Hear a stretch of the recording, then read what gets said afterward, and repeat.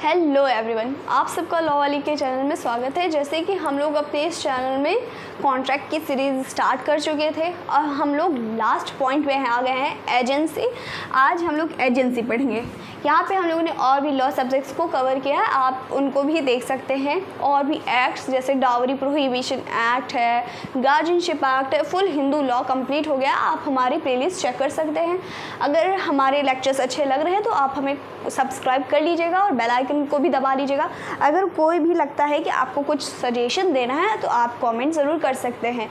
आप हम लोगों के इंस्टाग्राम, फेसबुक, टेलीग्राम पेज पे भी जुड़ सकते हैं, जो कि हम लोग बायो में इसकी डिस्क्रिप्शन में लिंक दे दिए हैं। ठीक है, चलिए स्टार्ट करते हैं। एजेंसी तो जो हमारा एजेंसी है, पहले इसको समझते हैं कि क्या मतलब है।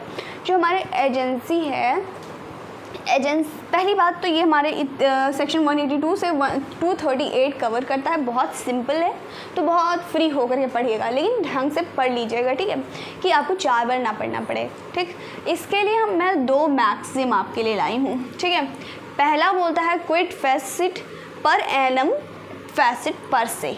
इसका मतलब ये है कि किसी के बिहाफ पे काम करना। ठीक, दूसरा है रिस्पोंडेंट सुपीरियर। अगर कोई भी मतलब कि कुछ भी रिस्पॉन्सिबिलिटी आती है तो वो सुपीरियर देखेगा। अब इसका क्या मतलब है, जो एजेंसी है वो हम लोग करते हैं कि जो एक पर्सन होता है वो किसी पर्सन को अपॉइंट करता है। जैसे ए को अपॉइंट किया कि मेरे बिहाफ पे काम करो, यानी इनके बिहाफ पे ए काम करे, इसलिए पी ने अपॉइंट किया, तो ये हो गई एजेंसी। तो जो ये पहला मैक्सिम है quit face it per annum face it पर से, इसमें ये है कि किसी के बिहाफ पे काम करना, यानी जैसे पी ने जो ए है पी के बिहाफ पे काम करेंगे, वो हो गए हमारे एजेंट। दूसरा होगा रिस्पोंडेंट सुपीरियर। अगर ये इनके बिहाफ पे काम कर रहे हैं तो जो रिस्पॉन्सिबल ए हों, अगर ए से कुछ भी गलती होती है, कुछ भी उनके काम से प्रॉब्लम होती है, तो रिस्पॉन्सिबल हमारे ये पी होंगे। पहली बात एजेंसी के लिए इतना समझिए कि एजेंसी वो है कि किसी पर्सन को अपॉइंट करता है अपने बिहाफ पे काम करने के लिए। जैसे कि हम लोग कई बार देखते हैं जो इंश्योरेंस कंपनी में होते हैं, एजेंट्स को अपॉइंट किया जाता है कि आप लोग इतनी LICs बनवाओ, इतना वो करो, कि उनके बिहाफ पे वो एजेंट्स काम करते हैं और LICs मतलब कि जो इंश्योरेंस पॉलिसीज़ होते हैं वो बनवाते हैं। ठीक है, अब इसका जो हमारा फर्स्ट सेक्शन है वो 182 वो बोलता है एजेंट एंड प्रिंसिपल डिफाइन। अब जैसे कि हम लोग पहले की वीडियोस से पढ़ते आ रहे हैं, हर एक कॉन्ट्रैक्ट में 2 पार्टीज़ होती हैं। उन पार्टीज़ के कोई 2 नाम होते हैं। जैसे हम लोगों ने बेलर और बेलमेंट में पढ़ा था, एक बेलर होता है, एक बेली होता है। प्लेज में पढ़ा था, एक पॉनर होता है, एक पॉनी होता है। इसी तरह हमारे जो एजेंसी में 2 पार्टी होते हैं, एक प्रिंसिपल होता है और एक एजेंट होता है। प्रिंसिपल वो होता है जो कि अपॉइंट करता है, ठीक, और एजेंट वो होता है जिसे अपॉइंट किया जाता है। मतलब जो हमारे एजेंट होंगे, प्रिंसिपल के बिहाफ पे काम करेंगे, वो एजेंट हो गए, और जो काम देगा, जो अपॉइंट करेगा, वो प्रिंसिपल हो गया। ये चीज़ हमारे 182 सेक्शन में डिफाइन की गई है। अब नेक्स्ट सेक्शन में आ जाइए, हु मे एम्प्लॉय एजेंट। मतलब अगर किसी पर्सन को एज अ एजेंट अपॉइंट कर रहे हो तो उसकी कुछ मतलब कि एलिजिबिलिटी होती है, कुछ क्राइटेरिया होता है, उसका कंप्लीट होना ज़रूरी है। अब वो क्या एलिजिबिलिटी है तो वो बताता है जो सेक्शन 183 बोलता है, एज ऑफ मेजॉरिटी हो, यानी 18 से ऊपर हो, वो साउंड माइंड हो, वो पागल ना हो, एजेंट के लिए वो कैपेबल हो। भाई तुम किसी पागल को काम में रख लोगे, क्या ही होने वाला है, नुकसान ही होगा। ठीक, तो वो हमारे हो गया 183 सेक्शन। नेक्स्ट सेक्शन हमारा 184 बोलता है हु मे बी एजेंट। तो अब इसमें देखिए 183 हमारा कौन एम्प्लॉय मतलब कि अपॉइंट कर सकता है। अब कौन हमारा एजेंट हो सकता है, अब उसमें भी वही है कि मेजॉरिटी होनी चाहिए, 18 से ऊपर होना चाहिए, है ना, ऐसे लिख देते हैं। और साउंड माइंड होना चाहिए, पागल नहीं होना चाहिए। भाई पागल होगा तो क्या ही काम है ना उसका। नेक्स्ट सेक्शन बोलता है कंसिडरेशन नॉट नेसेसरी। जो एजेंसी का काम है उसमें कंसिडरेशन की कोई नेसेसिटी नहीं है, ज़रूरत नहीं है, ठीक है। ये हमारा सेक्शन 185 बोलता है, ठीक। नेक्स्ट सेक्शन है 186 एजेंट्स अथॉरिटी में बी एक्सप्रेस और इम्प्लाइड। देखिए एजेंट को अथॉरिटी कैसे मिल सकती, अथॉरिटी कैसे दी जा सकती है, चाहे वो एक्सप्रेस की जाए हो चाहे वो इम्प्लाइड की जाए, ठीक है। अब एक्सप्रेस और इम्प्लाइड का क्या मतलब है, जो कि हमारा नेक्स्ट सेक्शन डिफाइन करता है, वो है हमारा 187 बोलता है an authority is said to be express when it is given by word spoken और राइटिंग। अगर कोई भी अथॉरिटी को एक्सप्रेसली बोलना हो तो बाय वर्ड्स स्पोक कर मतलब बोला जाए या तो रिटन दिया जाए, ठीक। An authority is said to be implied when it is inferred from circumstances of cases and things spoken और रिटन और ऑर्डिनरी कोर्स ऑफ डीलिंग में भी अकाउंटेड सर्कमस्टांसेस इन केसेस, ठीक है। नेक्स्ट सेक्शन हमारा बोलता है 188 एक्सटेंट ऑफ एजेंट अथॉरिटी। देखिए बोलता है an agent having authority to do act has authority to do every.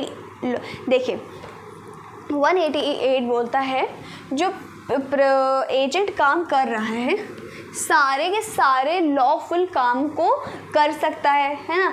पर ऐसा थोड़ी ना है प्रिंसिपल ने कुछ और कहा है और एजेंट कुछ और कर रहा है जो कि इलीगल ऑल्सो है ना, ऐसा नहीं कर सकते हैं।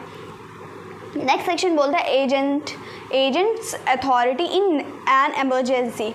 अब इसमें एक थोड़ा सा वाइड स्कोप दे दिया गया एजेंट को। जैसे बोलता है पहले के सेक्शन में बोला कि वो लॉफुल जो हमारा 188 है वो एवरी लॉफुल काम कर सकता है, पर जो प्रिंसिपल बोल रहा है वही तो करेगा, ठीक। नेक्स्ट सेक्शन 189 ये बोलता है अगर कोई ऐसी इमरजेंसी आती है जिसमें कि उसको एक्ट करना ज़रूरी है, प्रिंसिपल की कंसेंट नहीं है और जो कि प्रिंसिपल के लिए बेनिफिट है, तो वो एक्ट कर सकता है, उसके लिए उसको राइट मिला है इस सेक्शन के तहत, ठीक है, अथॉरिटी मिली है। Next section 190 agent when agent can not delegate.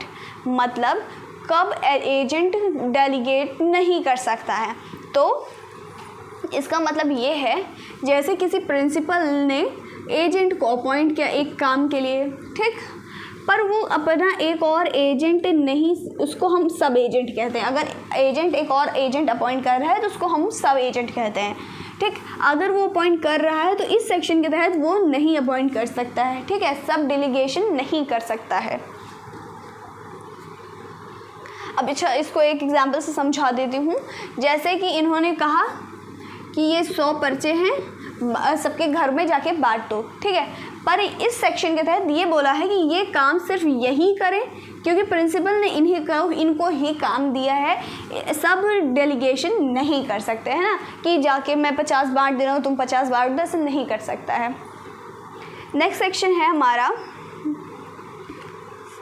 191 सब एजेंट डिफाइन। अब सब एजेंट क्या है उसको डिफाइन करता है हमारा 191 सेक्शन, जो कि कहता है कोई भी एजेंट अगर एक और एजेंट अपॉइंट करता है उसे सब एजेंट कहेंगे, और जो ये सब एजेंट है वो किसके बिहाफ पे काम करेगा, वो एजेंट के बिहाफ पे काम करेगा, ठीक है।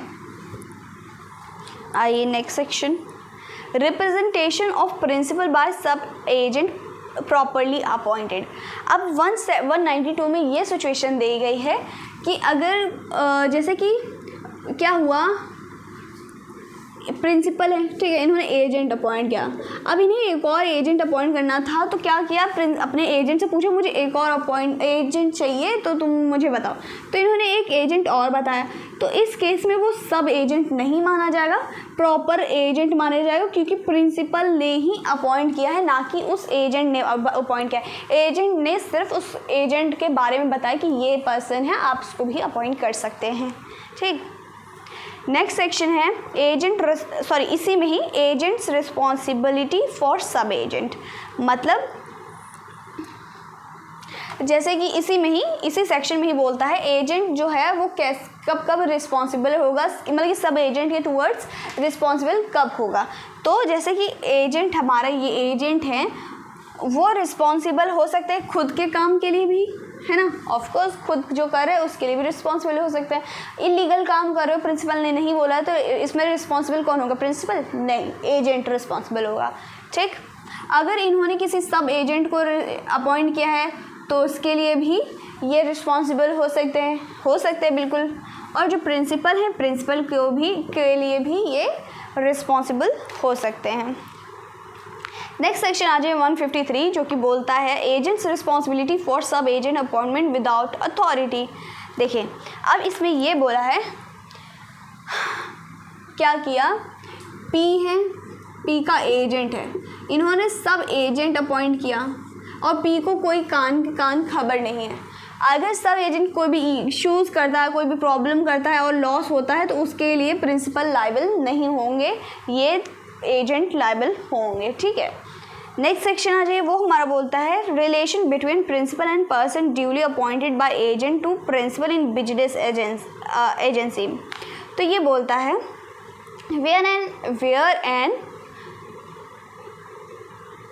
where an agent holding an express or implied authority to name other person to act for the principal in business of the agency has named another person accordingly, such person is not sub agent, an agent is principal such part of business of a part of agency entrusted to him। देखिए, जैसे कि ये बोल रहा है कि वही चीज़ बोल रहा है कि अगर प्रिंसिपल खुद एजेंट को अपॉइंट कर रहा है, चाहे एक हो चाहे दो हो, वो सब एजेंट नहीं होंगे, वो एजेंट ही डायरेक्टली इनका एजेंट का ही रिलेशन आएगा। ठीक, नेक्स्ट सेक्शन बोलता है एजेंट ड्यूली इन नेमिंग सच पर्सन। मतलब जैसे किसी एजेंट को, ये सेक्शन हमारा 155 बोल रहा है, अगर किसी एजेंट को अपॉइंट किया जा रहा है तो वो एजेंट अपना नेम, अपना जो भी इंफॉर्मेशन वो प्रॉपर ड्यूली उनको प्रिंसिपल को बताए, छुपाए ना, ये गलत ना बताए या कुछ भी कंसील ना करे। ठीक है, सिर्फ एजेंट बनने के लिए। ठीक है, नेक्स्ट सेक्शन है रेटिफिकेशन, जो पार्ट है उसमें ये बोला है right 196 right of person as to act done for him without his authority effect of ratification. देखिए, इसमें दो सिचुएशन, रेटिफिकेशन मतलब कि कुछ चीज़ को रेटिफाई करना। ठीक है, अब क्या हो सकता है, जैसे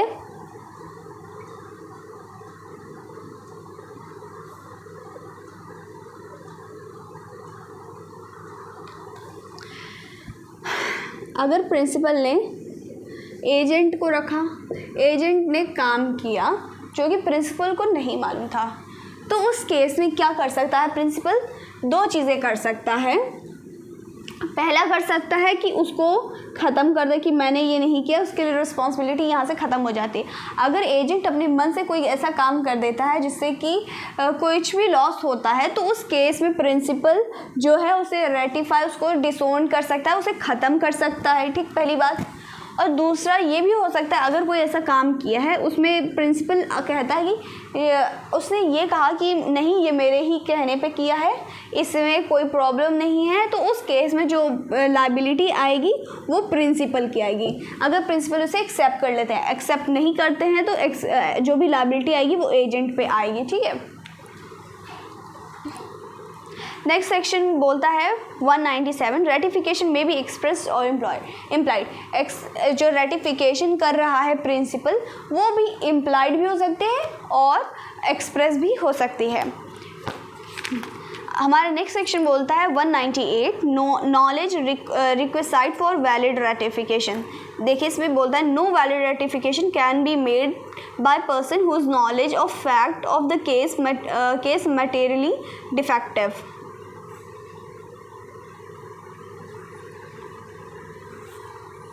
मतलब जो दोनों पार्टी हैं उन दोनों को मालूम होना चाहिए, दोनों की नॉलेज में होना चाहिए कि उसको जो वो केस है उसको रेटिफाई किया गया है। ठीक है, कि अगर मतलब ये दोनों को मालूम है और वो दोनों की नॉलेज में और उसको रेटिफाई किया गया है तो वो वैलिड होगा। ठीक है,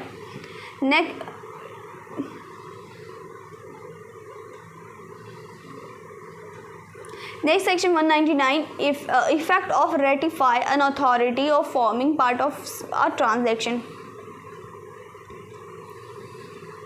देखिए अब क्या होता है, इन्होंने ऐसे काम किए कुछ काम, है ना, तो क्या किया, इसमें से प्रिंसिपल इसने रेटिफाई कर दिया कि इसको ठीक है कोई बात नहीं, इसको कहा नहीं होगा। तो इस केस में इस पूरे ही ट्रांजैक्शन को नहीं माना जाएगा। ठीक, ये हमारा बोलता है हमारा सेक्शन 199। अब 200 बोलता है ratification of unauthorized act can not injury third person. देखिए जो रेटिफिकेशन कर तो रहा है प्रिंसिपल, माफ़ तो कर रहा है, लेकिन उसमें किसी थर्ड पर्सन को किसी भी टाइप की इंजरी ना हो रही हो। इंजरी होगी तो वो अनऑथराइज होगा, वो गलत होगा। अगर इंजरी नहीं होती तो भाई रेटिफाई करो, कोई प्रॉब्लम नहीं है ना। नेक्स्ट सेक्शन जो नेक्स्ट पार्ट है इसी में रेवोकेशन ऑफ अथॉरिटी, मतलब कब रिवोक किया जाएगा अथॉरिटी को। तो उसमें हमारा नेक्स्ट सेक्शन आता है, जैसे कि इसमें ये सिचुएशंस बताई गई हैं कि कब रेवोकेशन यानी ख़त्म किया जा सकता है अथॉरिटी को। ठीक, इसमें हमारा पहला सेक्शन बोलता है 201 टर्मिनेशन ऑफ एजेंसी, कब एजेंसी को टर्मिनेट कर सकते हैं। तो उसके लिए हमारा पहला है टर्मिनेशन, जो कि अगर एजेंट ही रिनाउंस कर दे, एजेंट ही ख़त्म कर दे, तो उस केस में एजेंट ही छोड़ दे, तो उस केस में हमारा ये एजेंसी टर्मिनेट हो जाएगी। ठीक, दूसरा वो पागल हो जाए, मतलब कि एजेंट पागल हो जाए, है ना, मतलब एजेंट हो या प्रिंसिपल हो, दोनों में से कोई भी पागल हो गया तो वैसे भी एजेंसी ख़त्म हो गई, है ना। और जैसे कि इंसॉल्वेंट हो जाए प्रिंसिपल, अब एजेंट मतलब कि प्रिंसिपल इंसॉल्वेंट होगा तभी तो एजेंसी ख़त्म होगी। अगर एजेंट इंसॉल्वेंट होता क्या ही मतलब, दूसरा एजेंट अपॉइंट कर सकता है ना, तो इस केस में भी टर्मिनेशन हो सकता है। और जैसे कि अब आ जाइए हमारा नेक्स्ट सेक्शन जो कि बोलता है 202 termination of agency where agent has an interest in subject matter. देखिए अगर किसी भी एजेंट का इंटरेस्ट है उस एजेंसी में, तो उस केस में जो हमारा टर्मिनेशन है वो नहीं किया जा सकता है। नेक्स्ट सेक्शन बोलता है 202 termination of agency where agent has interest in sub matter, मतलब 202 वही बोल रहा है कि मतलब कि अगर एजेंट का इंटरेस्ट है तो नहीं ख़त्म होगा। नेक्स्ट सेक्शन आ जाइए 103 व्हेन प्रिंसिपल में रिवोक एजेंट्स अथॉरिटी, मतलब कब जो प्रिंसिपल है वो एजेंट को रिवोक कर सकता है, एजेंसी को मतलब कि एजेंट को हटा सकता है ना। तो ये बोलता है the principal may save as in otherwise provide in last proceeding section revoke the authority giving his agent at a time before the authority has been exercised as to bind the principal। देखिए अब agent को किसी purpose के लिए किसी काम के लिए रखा हो गया, ये जनरल सी बात है ना। अब वो ये काम जो वर्क है, जो इनका काम है वही कंप्लीट हो गया, तो क्या एजेंट का कोई भी काम है। फॉर एग्ज़ाम्पल ये पी ने कहा कि मेरे को एजेंट इन्होंने अपॉइंट किया, कहा कि यार मुझे ये प्रॉपर्टी सेल करनी है, ये प्रॉपर्टी इन्होंने सेल करा दी, तो क्या इस प्रॉपर्टी के बाद इनका कोई काम है। तो ये प्रिंसिपल चाहें तो ये एजेंट को ख़त्म कर सकते हैं, रिवोक कर सकते हैं, एजेंसी जो एजेंट था उसको छोड़ सकते हैं, मतलब कि ख़त्म हो जाएगा वो काम। ठीक है, नेक्स्ट सेक्शन बोलता है हमारा इसमें एक और चीज़ समझने की बात है, जैसे कि अभी यहाँ पे आप पढ़े हैं कि अगर एजेंट छोड़ता है ना, अगर एजेंट छोड़ता है तो उसे रिनाउंस वर्ड यूज़ करेंगे, अगर प्रिंसिपल छोड़ता है तो उसे रिवोक वर्ड यूज़ करेंगे। तो आप इस चीज़ को ध्यान रखिएगा ना। नेक्स्ट सेक्शन बोलता है 204 revocation where authority has been partly exercise, मतलब अगर प्रिंसिपल ने रिवोक नहीं किया है, ठीक, एजेंट आफ्टर अथॉरिटी पार्टली, और उस जैसे कि एजेंट को दो प्रॉपर्टी को बेचने के लिए उसने जो हमारे प्रिंसिपल हैं एक प्रॉपर्टी दो प्रॉपर्टी को बेचने के लिए कहा था, एजेंट ने एक को तो भिजवा दिया, एक बाकी है, तो उस केस में टर्मिनेशन या रिवोक नहीं किया जा सकता है एजेंट को। ठीक, नेक्स्ट सेक्शन आ जाए हमारा 205 जो कि बोलता है compensation for revocation of by principal by renounce by agent.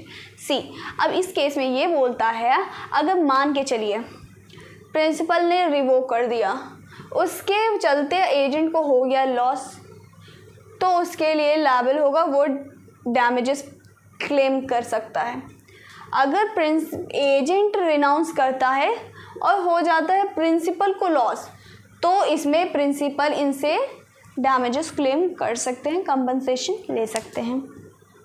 Next section आ जाएगा हमारा जो कि बोलता है 206 नोटिस ऑफ रेवोकेशन और रिनाउंस। देखिए इससे पहले जैसे कि अगर रिनाउंस, अगर किसी भी पर्सन को पी को चाहे मतलब प्रिंसिपल को रिवोक करना हो, चाहे हमारे एजेंट को रिनाउंस करना हो, उससे पहले एक दूसरे को वो नोटिस देंगे। चाहे प्रिंसिपल एजेंट को रिवोक करने के लिए कह रहे हो तो उसको नोटिस पहुंचाएंगे।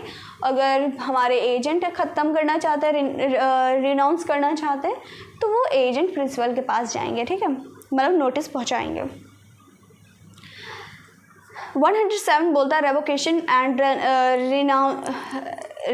रेवोकेशन एंड रेन्यूकेशन, जो मतलब कि एजेंट और प्रिंसिपल का जो अगर छोड़ते हैं तो वो इम्प्लाइड भी हो सकता है, एक्सप्रेस भी हो सकता है। नेक्स्ट सेक्शन हमारा 208 when termination of agents authority take effect as to agent as the third person. मतलब टर्मिनेशन इफेक्ट में कब आएगी, जब अगर मान के चलिए किसी को इस एजेंसी को ख़त्म करना है, एजेंट को ख़त्म करना है, तो उसके नॉलेज में आनी चाहिए। प्रिंसिपल अगर रिवोक करा रहा है तो वो एजेंट की नॉलेज में आना चाहिए, तभी तो वो रेवोकेशन होगा। अगर ए रिनाउंस करना चाहता है, वो प्रिंसिपल की नॉलेज में है, तभी तो वो ख़त्म हो पाएगा। ऐसे थोड़ी ना ख़त्म हो जाए, मनी में सोच लिया और ख़त्म हो गया। चलिए आ जाइए हमारा नेक्स्ट सेक्शन जो कि बोलता है 209 एजेंट्स ड्यूली और termination of agency by principal death और इंसैनिटी। अगर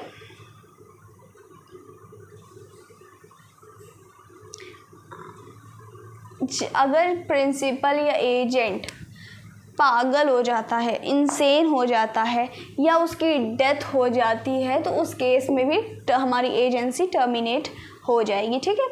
नेक्स्ट सेक्शन हमारा बोलता है टर्मिनेशन ऑफ सब एजेंट अथॉरिटी। मतलब कब सब एजेंट की अथॉरिटी को टर्मिनेट किया जा सकता है। तो वो जैसे कि अब क्या हुआ, जो हमारे एजेंट ने एक सब एजेंट को अपॉइंट किया था, ठीक, जो एजेंट का काम था, जिसके प्रॉपर्टी को सेल करने के लिए बोला था, वो काम तो पूरा हो गया है। तो क्या इस एजेंट का कोई काम, क्या इनके काम, तो जब अगर ये ही अगर मतलब कि इनका काम पूरा हो गया, तो यहाँ से ये भी फ्री हो जाएंगे, ठीक है।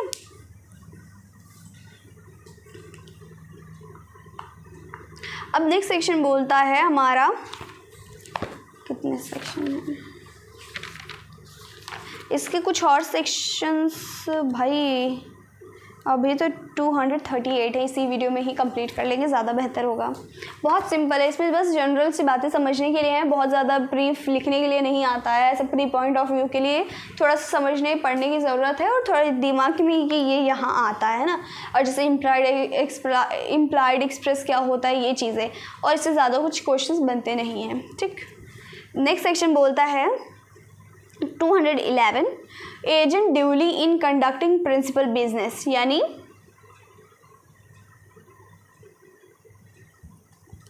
देखें,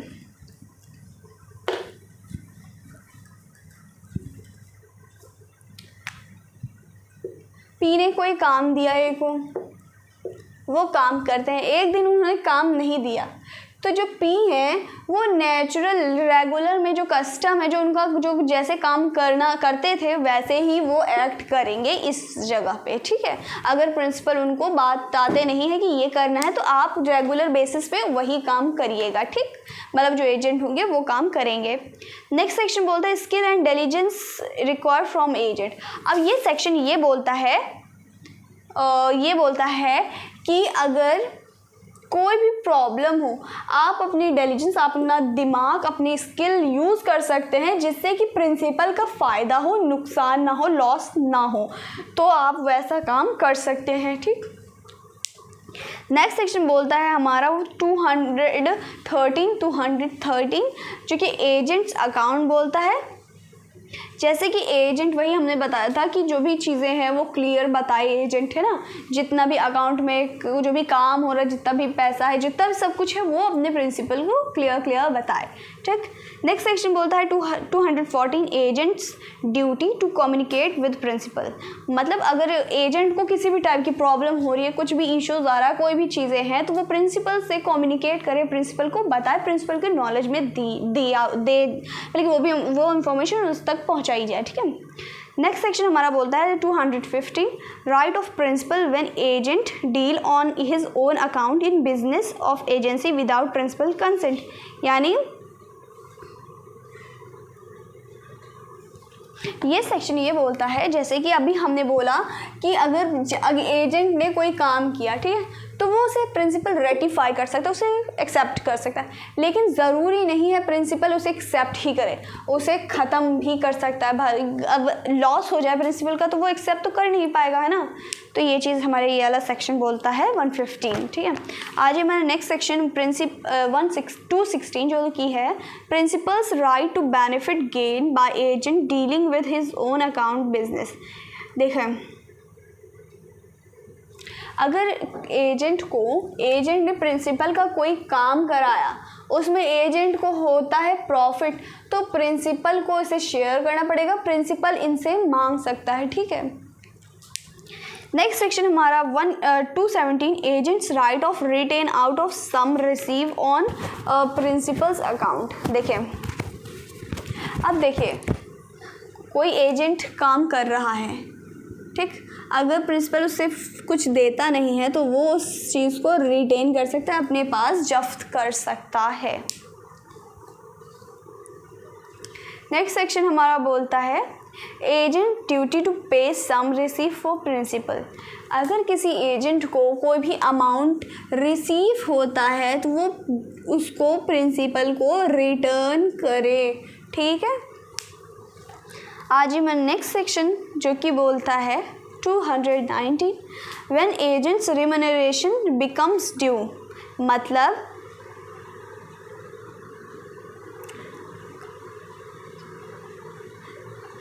अगर एजेंट का कोई भी पैसा बाकी रह जाता है तो वो उनसे प्रिंसिपल से मांग सकता है। अगर जैसे नहीं देता है, रेम्यूनरेशन नहीं मिलता है, तो वो उसके सम को मतलब रिटेन कर सकता है, जब्त कर सकता है, कोई गुड्स है उसे सेल कर सकता है। ठीक है। Next section 220 agent not entitle to remuneration for business misconduct. अगर एजेंट ने ही कुछ गड़बड़ी की है तो उस केस में क्या रेम्यूनरेशन मांग सकता है? तो उस केस में रेम्यूनरेशन नहीं मांग सकता है और प्रिंसिपल लायबल भी नहीं है देने के लिए। Next section 221 agent lien on principal property. अब वही मैंने ये बताया, अगर एजेंट मतलब प्रिंसिपल नहीं देता है तो वो जो राइट टू लीन होता है एजेंट के पास राइट की, उसके जब्त करता है, यानी जो हमारा एजेंट है उसे जब्त कर सकता है अगर उसे नहीं मिलता है तो कुछ। ठीक। राइट टू लीन हम लोगों ने बहुत अच्छे से पढ़ा था नेक्स्ट वीडियो में, मतलब इसको मैं फिर से बता देती हूँ। राइट टू लीन कि किसी अगर आप कोई काम करे हो, उसका कुछ नहीं मिलता है तो आप राइट टू लीन का राइट रखते हैं, आप उसको जब्त कर सकते हैं, अपने पास रख सकते हैं। अगर जब्त किया आप अगर परसेबल इन नेचर है आप उसको सेल कर सकते हो, अगर परसेबल इन नेचर नहीं है, 1/3 खर्चा हो गया है, तो आप उसको भी सेल कर सकते हो। ये राइट आपको मिलता है राइट टू लीन के अंदर। नेक्स्ट है प्रिंसिपल ड्यूटी टू एजेंट। अभी तक हम लोगों ने एजेंट की ड्यूटी पढ़ी थी, अब प्रिंसिपल की पढ़ेंगे। Agent to be indemnify against the consequences of law act. अगर प्रिंसिपल तो काम कर रहा है, एजेंट तो काम कर रहा है ए के बिहाफ पे, है ना, अगर कोई भी प्रॉब्लम होती है, लॉफुल कोई भी काम होता है, तो प्रिंसिपल की ड्यूटी है कि एजेंट को इंडेमनीफाई करे, उसे सेव करे किसी भी प्रोसीडिंग वगैरह से। ठीक। इंडेमनीफाई हम लोगों ने ये पढ़ा था कि इंडेमनिटी में ये होता है, एक पर्सन किसी को प्रॉमिस करता है कि मैं तुम्हें किसी भी कॉन्सिक्वेंसेस से, चाहे मुझसे हो चाहे किसी थर्ड पर्सन से होगा, तो मैं तुम्हें सेव करूँगा। तो वही हमारा यहाँ पे आया कि प्रिंसिपल हमारा बाउंड है ए को इंडेमनीफाई करने के लिए, उसे सेव करने के लिए। 223 बोलता है agent to be indemnify against consequences of act does in good faith. See, अब देखिए कई बार होता है ना कि एजेंट अपने बिहाफ पे भी काम कर सकता है, पर वो गुड फेथ में काम किया है तो उसको प्रिंसिपल सेव करेगा, पर ऐसा इलीगल काम किया है तो उसमें थोड़ी ना सेव करेगा, वो थोड़ी ना लायबल है। तो इस अगर गुड फेथ में काम करता है तो principal can be liable to indemnify him. Next section हमारा बोलता है 224 non liability of employer agent in to do criminal act. जैसे कि मैंने बताया, अगर कोई भी ऐसा क्रिमिनल एक्ट करता है तो प्रिंसिपल नहीं है बाउंड की उसको इंडेमनीफाई करे। ठीक, आज ये हमारा नेक्स्ट सेक्शन जो कि बोलता है 225 compensation to agent for injury cause by principal's neglect. यानी अगर किसी भी नेग्लिजेंस से, प्रिंसिपल की नेग्लिजेंस से अगर इन्होंने ही कुछ गड़बड़ी कर दी यार, तो क्या एजेंट को भुगतना पड़ेगा? नहीं। तो अगर एजेंट को कुछ होता है, लॉस होता है, तो वो कंपनसेट करेगा प्रिंसिपल। ठीक है, अब पढ़ेंगे हम लोग effect of agency on contract with third person. अब जैसे इस पर थर्ड पर्सन एक्ट आ गया है, अब इसमें ये बोलता है 226 बोलता है enforcement and consequences of agent contract. अगर थर्ड पर्सन मतलब कि कॉन्ट्रैक्ट हो रहा है, ठीक है, ये प्रिंसिपल है, अगर ये थर्ड पर्सन से कुछ काम हो रहा है, अगर ये प्रिंसिपल एजेंट है और इनके बिहाफ पे कुछ थर्ड पर्सन एक्ट कर रहा है, तो दोनों के लिए सेम लाइबिलिटीज़ आएंगी प्रिंसिपल की। ठीक, दोनों ही सिचुएशन में। इसमें ही हम लोग 229 सेक्शन को ऐड करके पढ़ेंगे जो कि बोलता है consequences by notice give to agent. मतलब अगर कोई भी प्रॉब्लम होती है तो एजेंट नोटिस दे, जो हमारा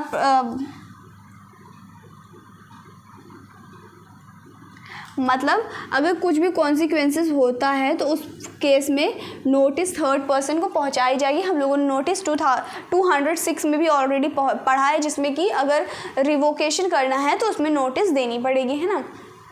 आज मेरा नेक्स्ट सेक्शन जो कि हम लोग अब अपने एंड के उसमें पहुंचने वाले हैं। हम लोगों ने कॉन्ट्रैक्ट एक्ट ख़त्म कर लिया है, खुशखबरी है आपके लिए, अभी कुछ और सेक्शन बाकी हैं। Agent can not personally enforce not be bound contract on behalf the principal. देखिए,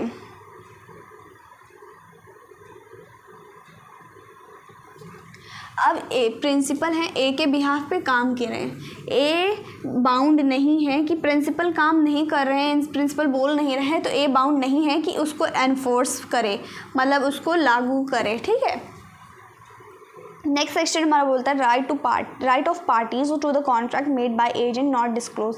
देखिए,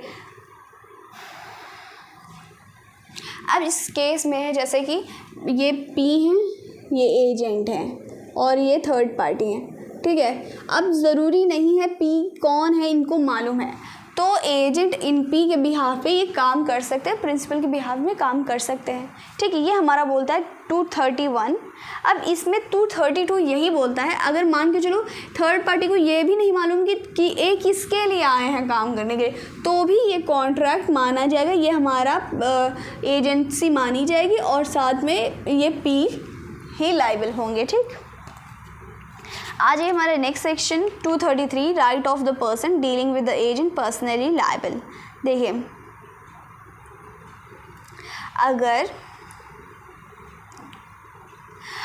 कुछ भी केस होता है, थर्ड पर्सन को कुछ भी प्रॉब्लम होती है, तो कौन लायबल होगा? तो इस केस में प्रिंसिपल भी लायबल होंगे, एजेंट भी लायबल होंगे, दोनों को ये लायबल करा सकते हैं। अब 234 बोलता है कॉन्सिक्वेंसेस ऑफ इंड्यूसिंग एजेंट और principal to act on behalf that principal agent will be held exclusively liable। 234 ये बोलता है, इसको एग्जाम्पल से अच्छे से समझते हैं।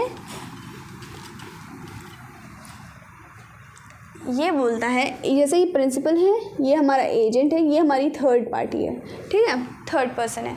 ये एजेंट से प्रिंसिपल से कहता है यार तुम मेरे से मिलके ये काम कर लो, अगर कोई भी कोई प्रॉब्लम आती है हम एजेंट पे डाल देंगे, ठीक। पहली ये सिचुएशन हो गई। दूसरी ये कि थर्ड पर्सन बोलता है तुम एजेंट और हम तुम कुछ काम कर लेते और जो भी प्रॉब्लम आएगी वो हम लोग प्रिंसिपल पे डाल लेंगे। तो ये अगर करते हैं तो ये इनवैलिड होगा, ठीक है। उस और जो भी इस मतलब कि इनमें से ऐसे काम नहीं कर सकते हैं कि भाई तुम मिली भगत कर लो, तुम मिली भगत कर लो, एक दूसरे को लायबल कर दो, ऐसे नहीं कर सकते हैं, ठीक है, इस सेक्शन के तहत। अब हम लोग पढ़ेंगे next section 235 liability of pretending agent. देखिए अब मान के चलिए ये एजेंट नहीं है, ठीक है, पर प्रिटेंड कर रहे हैं कि मैं एजेंट हूँ फला आदमी का, तो ये जो लायबिलिटी आएगी इन पे आएगी और किसी पे नहीं आएगी, ठीक है। और इनको इस चीज़ का अगर लॉस होता है पार्टी को तो उसे कंपनसेशन भी करना पड़ेगा। नेक्स्ट सेक्शन बोलता है person falsely contract as agent not entitled to perform. अगर एजेंट ने फॉल्सली रिप्रेजेंट किया कि मैं एजेंट हूँ इनका और ये मालूम चल जाता है थर्ड पर्सन को, तो ये इंटाइटल नहीं है उसको काम करने के लिए, ठीक है।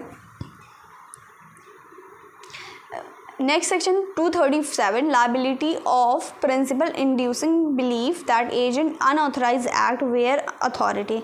देखिए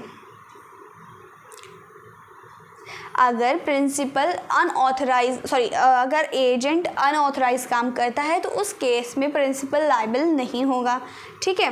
पर एक ये सिचुएशन हो सकती है जैसे हमने रेटिफिकेशन पढ़ा, अगर प्रिंसिपल खुद कह दे कि यार ए ने तो मेरे ही बिहाफ पे काम किया था तो उसमें प्रिंसिपल की लायबिलिटीज़ आ जाएंगी। नेक्स्ट सेक्शन बोलता है 238 effect on agreement of misrepresentation और फ्रॉड बाय एजेंट। इफ़ेक्ट क्या होगा अगर एजेंट ने मिस रिप्रेजेंटेशन किया है, फ्रॉड किया है, तो उस केस में सारी लायबिलिटीज़ उस एजेंट पे आएगी। जो भी डैमेजेस होंगे कंपनसेशन उसे एज को करना पड़ेगा, मतलब एजेंट को करना पड़ेगा, ठीक है। ये हो गए हमारे 238 तक के हमारा एजेंसी का पूरा चैप्टर, जो कि हम लोगों ने एक वीडियो में कवर किया है। आप लोग ये बहुत सिंपल है, बस ऐसे आपको मतलब कि सिंपल लाइन में समझना है कि ये सेक्शन ये बोलता है, ठीक है। मैं आपको पहले ही बता दूँ, ठीक है। और ये बहुत सिंपल है, कोई खास आता नहीं है बहुत ज़्यादा, लेकिन नॉलेज में तो होना ही चाहिए।